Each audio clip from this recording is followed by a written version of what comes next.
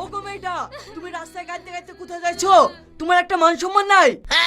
কাদার অত শখ, বাড়িতে কাঁদবা? এই খাসি, আমি শখ করে কাঁদছি। আমার জীবনে নষ্ট করছিস তুই। তুই চ আমাদের বাড়ি, তোর বিচার হবে। ওগো মেয়েটা, আমি আবার কি করলু? ছাড়ো বলছি, ছাড়ো।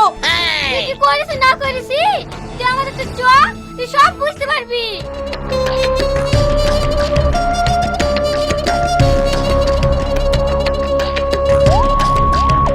আব্বা, এই দেখো চিটাকে ধরে নিয়ে আসছি, গাছে বাঁধো। ও ভাই, তোমার মেয়ে মস্তান না গুন্ডা?